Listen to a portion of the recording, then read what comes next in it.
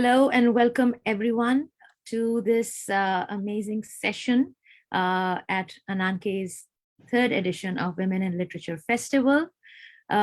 This panel titled Transnational Feminism, Film and Media will explore the resurgence and evolution of transnational feminism, beginning with movies like Mother India, Muthi Bhar Chawal, Two Women, Mirch Masala, juxtaposed against films epitomizing hegemonic representations of masculinities such as Mola Jat, especially the older version, and Last Tango in Paris, etc. The conversation will focus on feminist narratives and discourse in response to the cultures of objectification, commodification, and violence as depicted, positioned, and glorified in films and across the media landscape.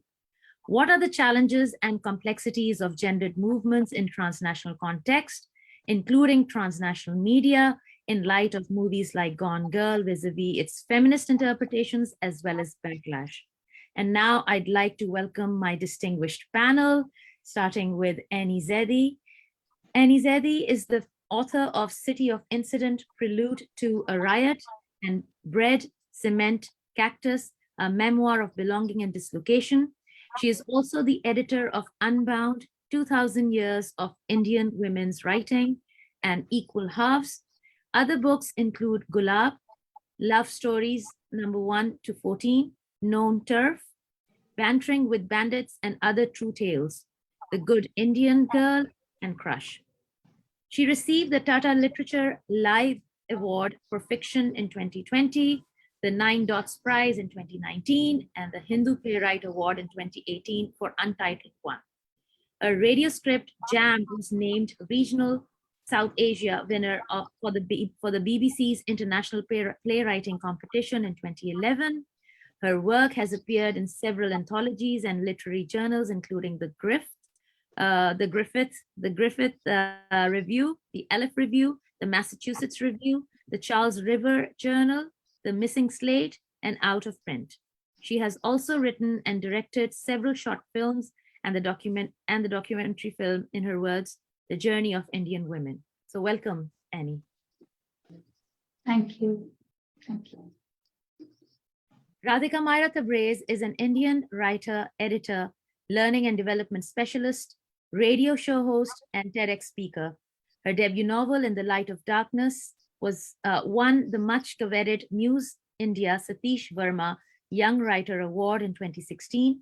Her second novella, The Emancipation of Farzana Siddiqui, was released in early 2019 to rave reviews. Radhika's stories and essays have appeared in over a dozen anthologies, the latest one being the first print edition of The Other Side of Hope, an international collection of works by immigrants and refugees supported by the Arts Council UK and the University of Leeds. She was also a member of the Kalam Library Project, an initiative that aims at putting a free library within the reach of the village and small town children. Radhika works with the Kamloops Film Society and is the first Indian to be on the board of the prestigious Western Canada Theatre. She hosts a weekly show on CFBX, the alternative radio station of Kamloops, called New in the Loops, focusing on new immigrant experiences in Kamloops in particular and in Canada in general. She was commissioned as an influencer by Tourism Kamloops to write a series of blog articles for their website, highlighting Kamloops as a destination of choice for potential immigrants to Canada. She also volunteers for Kamloops Sexual Assault Counseling Center and Pit Stop. She is an active advocate of mental health and supports many organizations and groups in that field. So welcome, Radhika. Saira Haq is a London-based script consultant, screenwriter, and creative producer who has worked on feature film projects in Australia, Britain, and Pakistan. She specialized in script development for features from the prestigious National Film and Television School, London, and also holds a BA Honours in Film from Brunel University, London, and a Master's in English Literature from Canaid College, Lahore, Pakistan. Her most recent feature as a script consultant, British indie horror Nefarious, has been making waves on the International Film Festival circuit, and she's currently in development with 3 of her own features as screenwriter and producer. She has worked in TV development in Pakistan for many years and has taught screenwriting at Zabist and Indus Valley School of Arts and Architecture in Karachi, Pakistan. So welcome, Saira. Thank you. And over to you, Radhika. Thank you so much, Sabine, and the whole Ananke team really for, first of all, putting this together. It's like your 3rd edition, so congratulations. And I think every year the conversations get better, the topics get more and more diverse, the panel gets even more amazing. And it's my absolute pleasure to speak to you, Annie and Saira, today about this subject, which is transnational feminism in film and media. For a lot of reasons, but the biggest one being that I'm an absolute and unabashed film buff. I love cinema. I now work with the Film Society, and I think this is my dream job. My life has been building up to a job like this. But at the same time, as a consumer of films, I do feel quite confused in terms of whether it's an art form I agree with. And I understand not everybody can agree with every piece of art in every single art form. But I do feel particularly ambivalent when it comes to movies, because in terms of a lot of tenets, basic tenets of feminism, or even in terms of the basic objectification of women or mistreatment of women, this art form is off the charts. So what I want to say is I come to this discussion with almost an academic curiosity, really, that I'm hoping by the end of this conversation with the two of you, I can get some clarity in terms of where we are in terms of the feminist wave and in terms of the basic ideas of feminism being reflected in the cinema over the years and more so in the cinema of today. So why don't we start with some opening sentiments from the two of you of how you feel about this subject. We'll start with you, Annie. Wow. Okay, that's a very broad place to open it. Okay. So cinema, I'm guessing we're talking about fiction cinema, mainstream cinema for the most part, because cinema, I think, has always been a little bit split. There's been mainstream and there's been, in India, certainly there was parallel. And now there's not so much parallel as kind of, I suppose, indie is what they call it. But the lines are much blurrier now. The parallel cinema was state funded, so that was one big difference. We don't have state funded cinema anymore. I think if I was to look at feminism per se, there are many shades of feminism there. One is a kind of general sort of speak up for women's rights kind of film, which is not necessarily feminist in its tone or larger intentions, actually. It's one of those don't treat women badly films, which is not a feminist film. We have a lot more of those. I think there are very few films being made now that are truly feminist from the inside out. And perhaps there was a little bit more of that in the 70s and 80s during the parallel cinema movement. There is still some now, but it's sort of very Indian, sort of at the margins, as marginal as parallel cinema was in the 80s. So I don't think there's been that much of a push as there appears to be on the surface. I think I'll just leave it at that for now. No, that's fantastic. And I already found a couple of threads that I would like to tug on with you. But yes, Saira, how about your opening sentiments for the subject? Well, I kind of was thinking about this yesterday, and I feel that, and I'm going to say this especially as a practitioner who's working with Pakistani filmmakers. I feel that some of the filmmakers in Pakistan especially have been pushing the boundaries recently when it comes to feminism. And they've kind of been creating films which are firstly kind of films which people will enjoy. So they're digestible films, they're films that are entertaining as well, but they're also films that have a message. So I feel that in Pakistan, at least, we have kind of got to that point where we are starting to speak up and address women's issues with fiction and with mainstream fiction as well. So I kind of am hopeful in that sense. And even if I look at Indian television, I'm going to bring television to this because I feel it's very important. I feel that Indian television, especially, is kind of pushing the boundaries. Just it's staying within its genre. It's staying within the tropes of television, for example, soap opera. But they are pushing the boundaries, and they are creating feminist content. So that's another thing I feel. Yeah. So these are my two basic points to start with. Yeah. No, I think that's wonderful, Saira. And I'm really glad that you brought television into this because I think that's a very important element of this entire discussion. And honestly, I had not thought of that when I was working on the brief for a simple reason that while cinema is the most scoping in terms of its reach, television is even more so, especially in the last 20, 30 years when we have a television now in literally every household, in the smallest of villages, in the smallest of hamlets.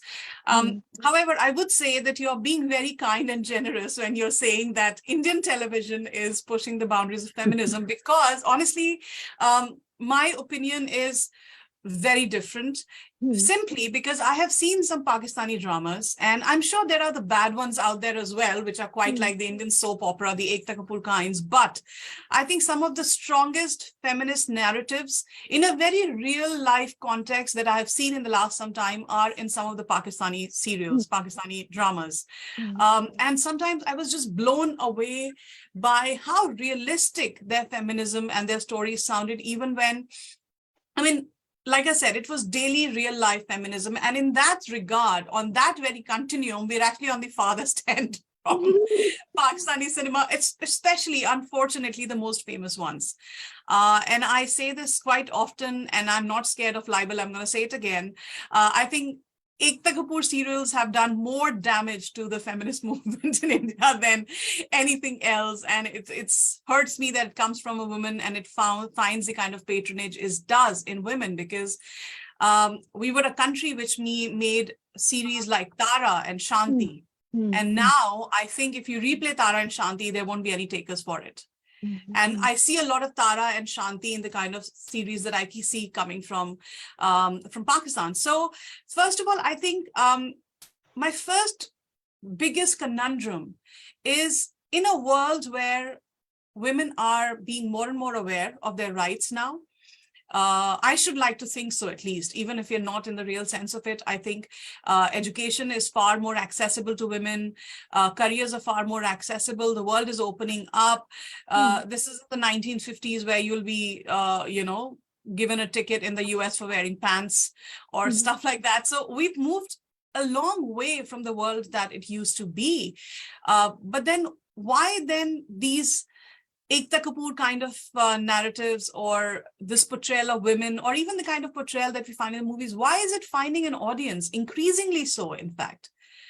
I'm not able to balance this out in my head. Where are all these women who should hate and despise these kind of portrayal of women in television or films? Commercial cinema, parallel cinema, like Annie said, parallel cinema is almost dying. So where is this audience coming from that shouldn't like all this, but they do? I think as someone who's worked in television, I get this a lot. When I ask this question, the answer I get is that the ratings are making directors and producers make these kind of soaps and dramas. So it's all about ratings. I mean, I think especially in Pakistan, if a director goes and pitches something which is different, it's not going to get past the channel head, because they're going to be like, it's not going to get rated. So it's a very business oriented situation in Pakistan, at least, I would say. And I'm imagining in India as well, perhaps, which is sad in a way, because we want to see stories pushing boundaries. We want to see women's stories coming out, and women's voice being heard. Having said that, I do still feel that whether it's India, like you said, in Pakistan, so a lot of the drama is picking up on feminism.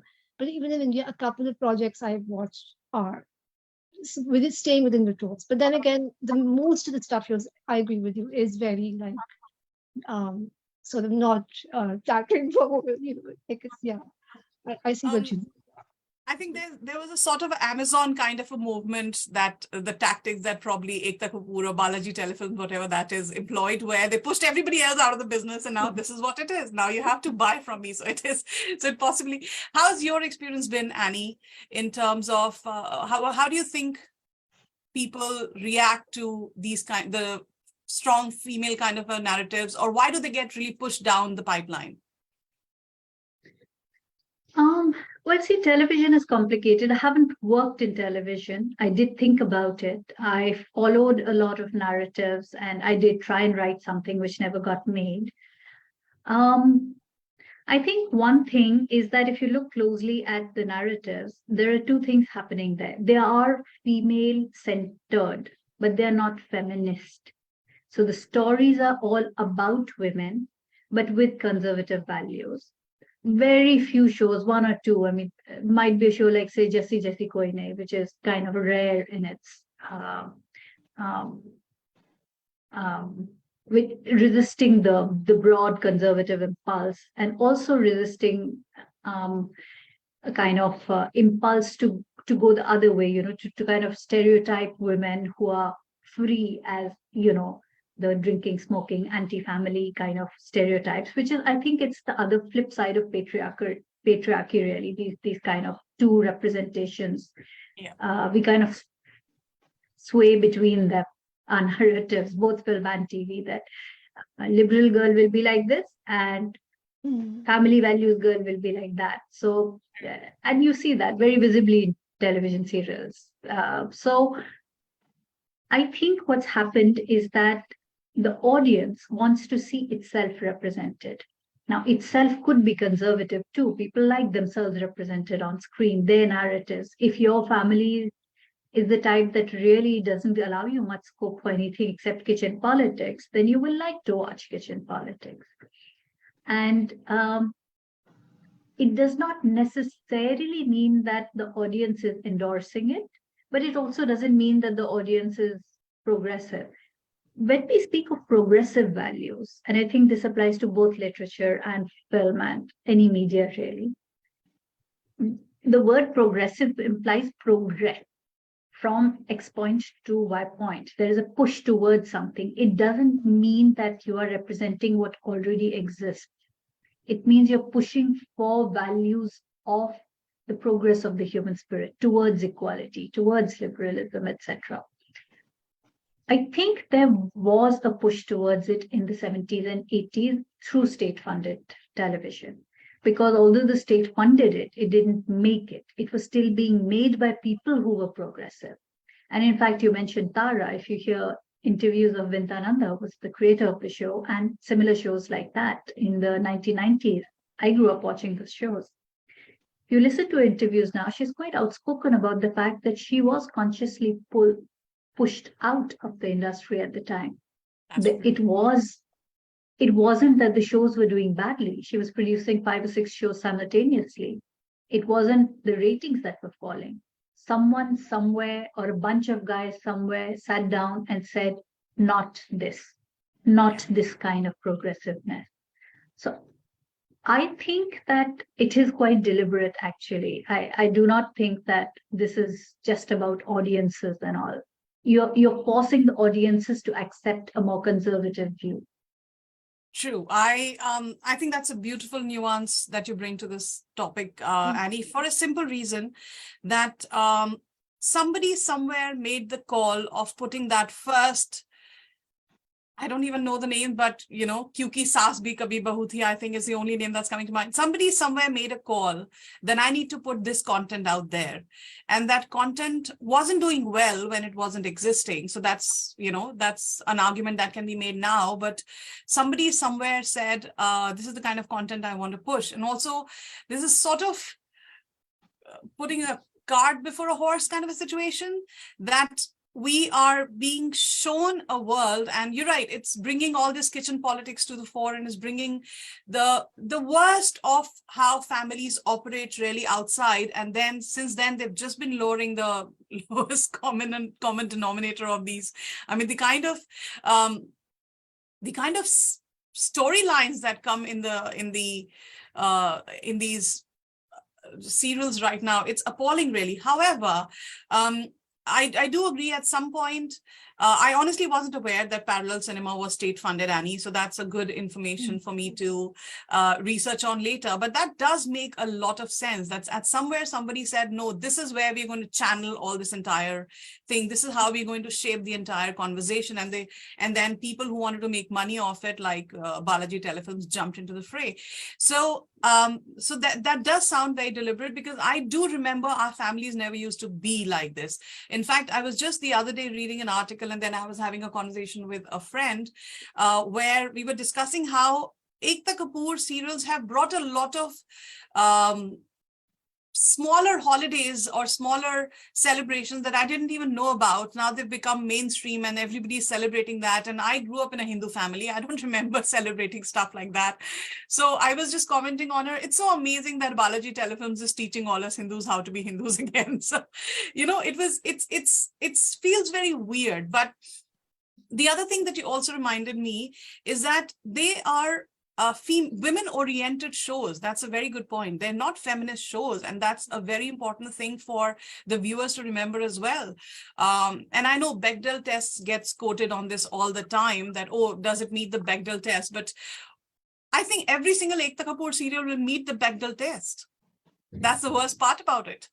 Once Upon a Time in Hollywood will meet the Bechdel test. It does, in fact, but it's not a feminist movie. So I think that whole lens needs to be cleaned, first of all, of its fog, and then people need to be brought back into the conversation. But let's also now come to cinema in general. And of course, when it becomes transnational, it becomes even more complicated, because feminism has different meaning in different parts of the world, right? In terms of where we are in our journey of feminism, every country is at a different spot. So we can't really have one universal language for it. However, I do feel that 70s and 80s, I agree, was a beautiful period everywhere. I'm thinking of movies like Norma Ray. I'm thinking of movies like Working Girl, where there were bad things to it, but yeah, the storylines were strong feminist stories. Thelma and Louise. Thelma and Louise is a fabulous example. I'm so glad you bring that up, because it is a very strong female-oriented movie about there. So I think those, and then we did a couple here and there. Erin Brockovich. We are screening She Said this week at the Film Society. I'm very excited about it because I've been following that story. But now these stories are just real life stories that we want to represent on the cinema. Nobody's writing these women anymore, if they ever did, right? Norma Ray was a real life story. Erin Brockovich, She Said, is based on real life stories. So now what we're doing is, we just, every once in a while when we feel like it, we're highlighting the real life strong women. We're not creating any of these characters anymore. And how has your experience been in trying to find these characters in cinema? Are there any fictional women that we did well in cinema and that jumps out to you? Is Maira answering that? Yeah, who's it for? Whichever one would like to take that, yeah. I mean, if you want, I can go first. But I'm going to pick up something you said, which is really interesting, because I was going to quote a Pakistani film which was recently made. And like you said, it was actually based on a real person. It was called Motorcycle Girl. It was directed by Adnan Sarwar, and was made a few years ago. And it was basically a biopic about Zenith Irfan, a girl who basically fulfilled her dead father's wish and motorcycled across the whole of Pakistan. Something her dad wanted to do, so she did it herself. And she's very young girl, she's in her 20s, and she went viral on Facebook. And the director liked the story and created a film out of it. And the net result of that is that, I mean, riding a motorcycle in Pakistan was considered taboo. And, it was a social issue that you're on the streets of a motorcycle, it's a girl. So this time I was in Lahore, I saw a lot of girls on motorcycles, which I found, or scooters. I found that very interesting. And I felt that, okay, perhaps the film has created some awareness, or maybe it's just happening organically. But I think I agree with you in the sense that it was a real person who kickstarted the film, and it was not a created character, I guess. So I like what you said there. But yeah, I want to share that example about Pakistani film. So yeah. That's wonderful. I didn't know about that one. I'm definitely going to put it on my list. How about you, Annie? Um, so I think that when we think about feminist films, there is one little bit of a trap there where we think only about either women doing wonderful things or we think about rebellious women. And even though I myself, like, I really like the film and I spoke about it also, that I mentioned Thelma and Louise and these other kind of films, and Brockovich, I love these films. But there is also another kind of feminist film, which is feminist from the perspective of just treating women as equals. What is feminism? That's what we're asking for, right? The right to just be equal, and that includes the rights to be flawed, the right to just be boring, also, it's not to be interesting, and quiet films. And I think that actually I find a lot of quiet films more feminist than the more rah rah rah kind of films. Um, this film, not film, it's a limited series. It's one of my favorites recently. Olive Kittredge, I think it's called Olive Kittredge. It's just about this somewhat unlikable woman, a middle-aged unlikable woman, and I find it so compelling. Um, or this film where Kate Winslet is playing a grandmom. I'm forgetting the name now. Um, she didn't. So it's she's playing a cop. So obviously there's some little crime drama happening there. But the point of it is not the crime at all.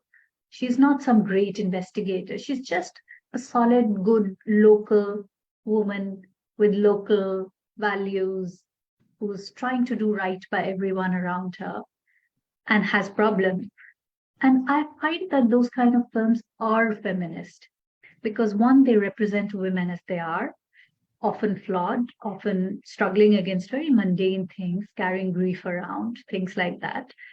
And they're told through a feminist lens. And I think that is very important to look for the feminist lens. Like you mentioned, the Bechdel test is not really one of my favorites.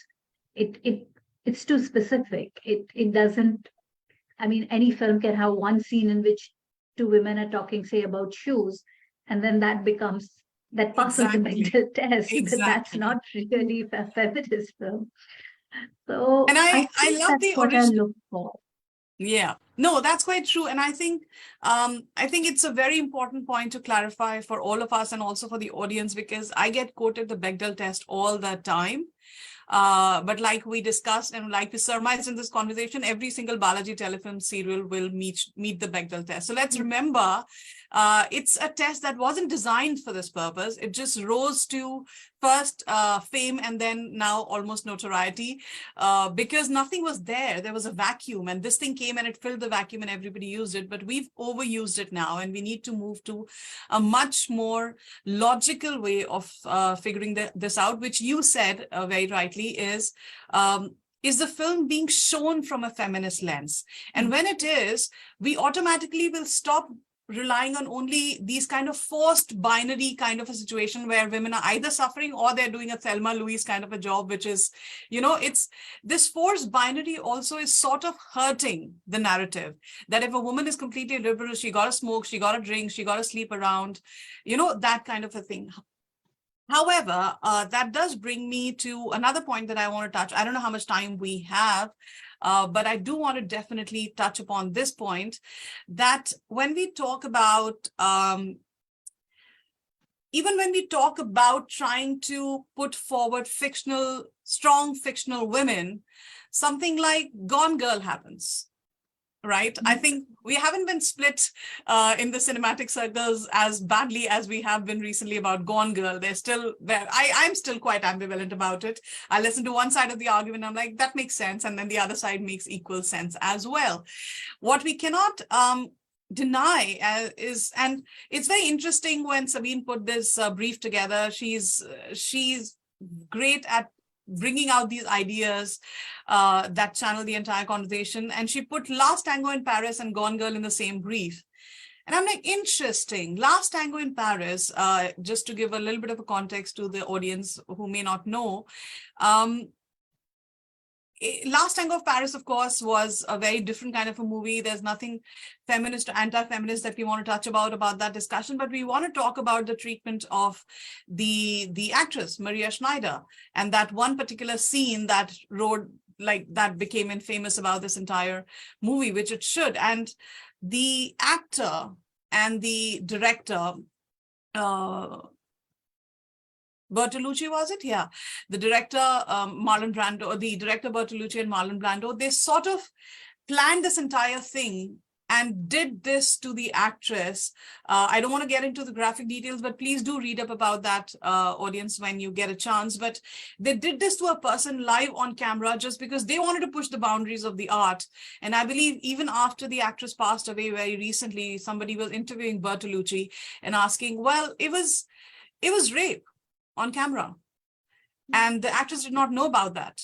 And it scarred her for life, understandably. And here was this man, and then Marlon Brando's career didn't suffer for it, but Bertolucci's career didn't suffer either.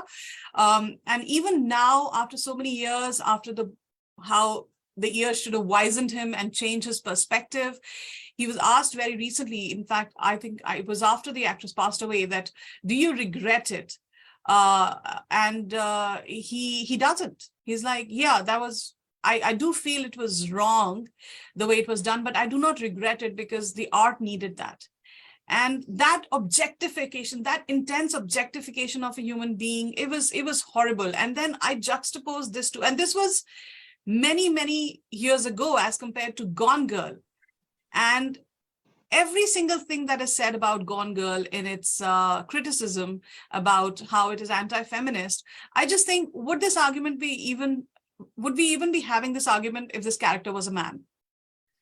Men have done much worse, continue to do much worse to women over cinema. So I really want to get your ideas or your opinions on what do you feel about where have we come from Last Tango in Paris to Gone Girl?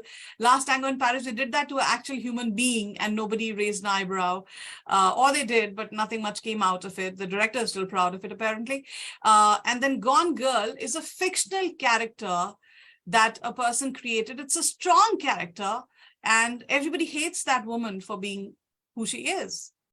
I find this to be very honest, hypocritical of the audience. What are your ideas about it? We'll start with you, Annie. So I don't think Gone Girl is either feminist or anti-feminist. It's a story. The thing is that the character isn't meant to be liked or approved of. We are not supposed to root for her just because she's a woman. She's not a nice woman. So I think it's okay to create characters that are not nice and then to say, okay, that's a bad woman. After all, when we speak about equality, we also speak about, just being able to see people as they are, men, women, however. So I don't want to get too much into the should she have been like this, should she have been like that. I mean, after all, it's based on a book and a woman has written it. So, it's somebody's vision. I don't necessarily care for it, but okay, it's somebody's vision. And it's a story, it's a bit of a thriller. So you watch it, you forget about it. With reference to the film Last Tango, I was actually thinking about this when I grew up in the 80s and 90s. There was this whole slew of films where rape was central to the plot. And it was shown, not in the way Hollywood tends to show it, like not that much actual, say, limbs, etc., being shown. Skin was not that much shown. But the rape itself was treated as a cinematic moment. These shots of women running for their lives and clutching their archers to their chests and saying, no, no, no. And it was this thing being repeated over and over and over. And most often the victim would kill herself. And I think, certainly, I know it had an impact on me. I had, in my childhood, begun to associate the experience of rape with death as if there was almost no other, because nobody else talks about it, right? The only people who talk about it in this particular way. So I do remember this film called Zakhmi Aurat, was it? Yeah. It's this B film. I found it very empowering, even though it has, I mean, it doesn't have nice things happening in it. It's like this gang of women who go about on this castrating rampage. They kidnap and castrate men.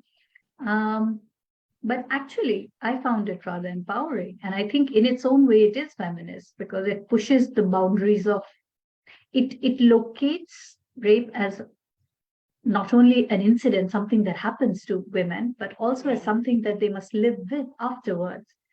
And the desire for revenge and the failure of the legal system, how it fails women and kind of puts them in the dock instead of giving them justice or whatever. And that was one of the first films I saw that did that. So I think even though it wasn't necessarily, I'm not sure. I mean, it's a B film. You don't know whether it was made with feminist intent or not. I can only say that I received it as a feminist influence. And so these things are tricky, but I do think that, of course, how characters are treated, how real women are treated in the making of the film, obviously, that is also something that we must speak about. And I'm very glad actresses now are beginning to speak up about it, but not enough, I think. Very few, even now, very few have actually spoken about some of this stuff. At least in India, very few have. True. How about you, Saira? I mean, I think with something like Gone Girl, it's and this again is coming as a practitioner. It's perhaps more about creating thrill in the story and less about woman man. So it's basically just the writer and the producer and the director kind of getting as many thrills as they can out to the audience, and creating that buzz and creating an experience. So I don't really think it's very much about, kind of like you said, even if it was a man doing all these things, it would still be equally thrilling. So that's my take on that. Yeah. So like it's very much a story thing. And yeah.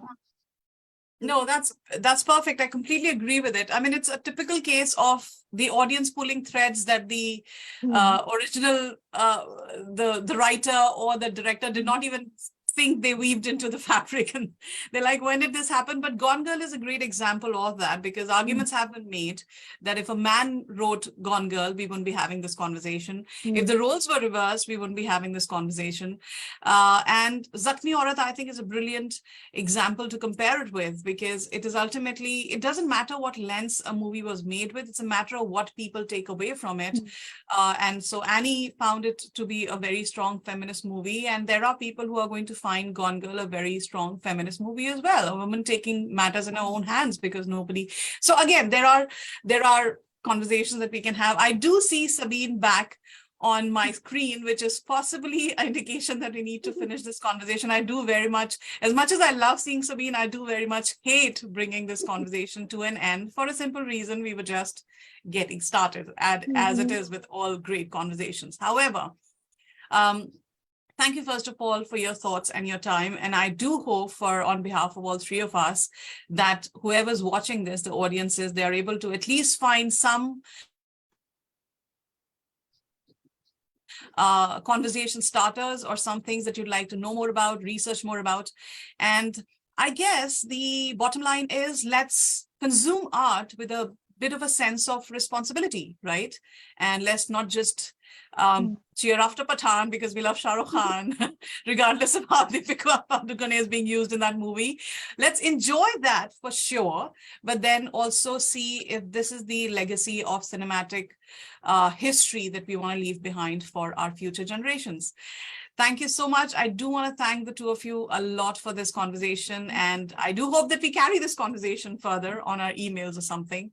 And thank you once again, Sabine, for this fantastic opportunity, the brilliant topics that you pick, the fantastic panelists you get us, and for letting me host this show. It's an absolute pleasure, Radhika. Thank you for such an amazing conversation. Saira, Annie, pleasure having you. A pleasure and privilege. Thank you so much.